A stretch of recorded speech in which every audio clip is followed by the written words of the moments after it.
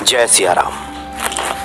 प्रार्थना में इतनी शक्ति होती है कि ईश्वर भी अवतरित हो जाते हैं। हमारा विश्वास अगर गहरा हो, श्रद्धा पक्की हो, पुकार में वो गहराई हो, तो निश्चित तौर पे ईश्वर दौड़े चले आते हैं और अपने भक्त की मदद करते हैं, संकटों से उबार लेते हैं। हनुमान जी के जो भी भक्त हैं उनका तो प्रत्यक्ष अनुभव है। जो भी बाबा नीम करोली जी महाराज, जो कि हनुमान जी के ही स्वरूप हैं, उनको पुकारते हैं, उनको याद करते हैं, तो कई ऐसी घटनाएं हैं जो विस्मय में डाल देती हैं, चमत्कृत कर देती हैं। बाबा जी तनिक भी देर नहीं करते और अपने भक्त को संकटों से उबार लेते हैं। बहुत सारे ऐसे अनुभव हैं। 30 सितंबर 1987 की एक घटना है। मैनपुरी, उत्तर प्रदेश के मैनपुरी में बाबा जी का एक भक्त परिवार रहा करता था। वीरेंद्र कुमार वर्मा जी, उनकी पत्नी, उनका पूरा परिवार बाबा जी का भक्त। बहुत पहले से ही कैंची आश्रम सभी जाया करते थे। बाबा जी की जब देह लीला चल रही थी तब से उनका पूरा परिवार उनका भक्त था। कई बार ऐसे मौके आए कि पारिवारिक संकट कोई आया, जीवन में किसी प्रकार की कठिनाई आई, बाबा जी के सामने बातें रखी गई और बाबा जी ने उसका निराकरण कर दिया, तमाम तरह के संकटों से उबार दिया। तो 30 सितंबर 1987 को इसी परिवार की एक लड़की सुमन अपने छोटे भाई राजू के साथ मेरठ जा रही थी। मैनपुरी से मेरठ एटा के पास जैसे ही बस पहुंची, दुर्घटनाग्रस्त हो गई, पलट गई बस वहां पे। और सुमन को तो ज्यादा चोटें नहीं आई, लेकिन उसका भाई राजू बेहोश हो गया। उसको मल्टीपल फ्रैक्चर हो गया था, बेहोश हो गया था, काफी घंटों से बेहोश पड़ा था। वहां पे जो भी व्यवस्था चल रही थी, जो घायल थे उनको बचाने के लिए, उससे प्रारंभिक तौर पे उसका इलाज संभव नहीं हो पा रहा था और वो सचेता अवस्था में नहीं लौट रहा था। ऐसे में सुमन अब क्या करती? बाबा जी का स्मरण हुआ और उसे ध्यान आ गया कि बाबा जी तो संकट मोचन है, हनुमान जी के ही स्वरूप हैं और इन संकटों से तो बाबा ही उबारेंगे। पूरे जोर से वो रोने लगी, मरता क्या न करता वाली स्थिति हो गई। अब वो निसहाय अवस्था में, अब वो समझ गई थी कि उसके किए अब कुछ नहीं होने वाला है, इसलिए रो पड़ी वहां, बिलख बिलख कर रोने लगी, छाती पीट पीट कर रोने लगी। काफी करुण पुकार थी उसकी कि बाबा कहाँ हो आप तो संकट मोचन है, संकटों में अपने भक्तों को छोड़ते नहीं है।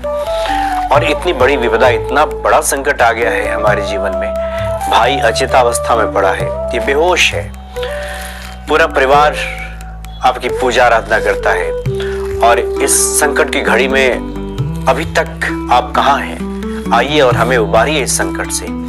पुकार इतनी गहरी थी, इतनी करुण पुकार थी उस लड़की की, उस सुमन की, कि 1987 में जबकि बाबा जी की देह लीला लगभग 14-15 साल पहले इस संसार से देह लीला समाप्त हो चुकी थी बाबा की, लेकिन बाबा वहां धोती पहने प्रकट हो गए, वहां आ गए, उसके सर पे हाथ रख दिया और कहा कि क्यों रोती हो, मैं आ गया हूं। और बाबा ने 3500 रुपए उस लड़की को दिया और कहा कि अभी मैं व्यवस्था करता हूं, और फिर बाबा अंतर्ध्यान हो गए।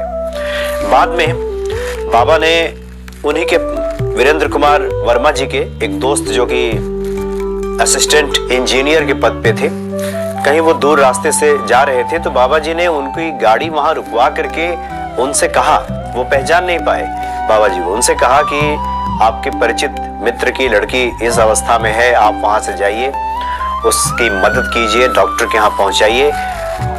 तो ऐसा ही उन्होंने किया।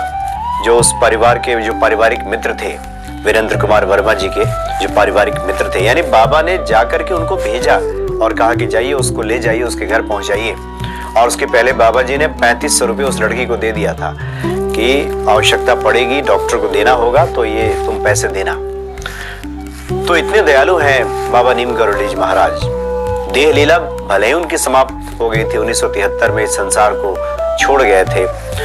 पंचभूत जो काया है वो इस संसार से विदा हो गई थी, लेकिन फिर भी अभी भी ऐसा होता है कि भक्तों के करुण पुकार पे बाबा तुरंत प्रकट हो जाते हैं, उपस्थित हो जाते हैं। इस तरह की कई ऐसी घटनाएं हैं और इस घटना का जिक्र बाबा नीम करोली जी महाराज की अलौकिक लीला बहुत विस्तार से इसमें किया गया है कि कितनी करुण पुकार थी उस लड़की की। और जब भी कोई भक्त इस तरह से करुण पुकार करता है, सब ओर से हार करके जब थक जाता है, एकमेव जब श्री हनुमान जी की तरफ उसकी दृष्टि जाती है, संसार से जब वो विमुख हो जाता है, एकमात्र सहारा जब हनुमान जी दिखाई देते हैं, तो हनुमान जी तनिक भी विलंब नहीं करते। हमारा ही ध्यान इधर उधर भटकता रहता है, हम ही इधर उधर आस लगाए रहते हैं, हमें ही लगता है कि इस तरह से काम बन जाएगा, ऐसे काम बन जाएगा, हमारे पुरुषार्थ से हो जाएगा। तब तक हनुमत कृपा से हम वंचित रहते हैं। लेकिन जैसे ही सब ओर से निगाहें हटाकर एक निगाह हमारी हनुमान जी की तरफ जाती है, वैसे ही सही मायने में प्रार्थना घटित हो जाती है और हनुमान जी दौड़े चले आते हैं। इस तरह के अनगिनत ऐसे किस्से हैं जिसे पढ़ने के बाद बाबा नीम करोली जी महाराज के प्रति, श्री हनुमान जी के प्रति यह विश्वास और श्रद्धा और गहरी हो जाती है। तो बड़े अलौकिक हैं बाबा नीम करोली जी महाराज, और हनुमान जी तो परम दयालु हैं, अपने भक्तों को कभी संकटों में छोड़ ही नहीं सकते। जय सिया राम।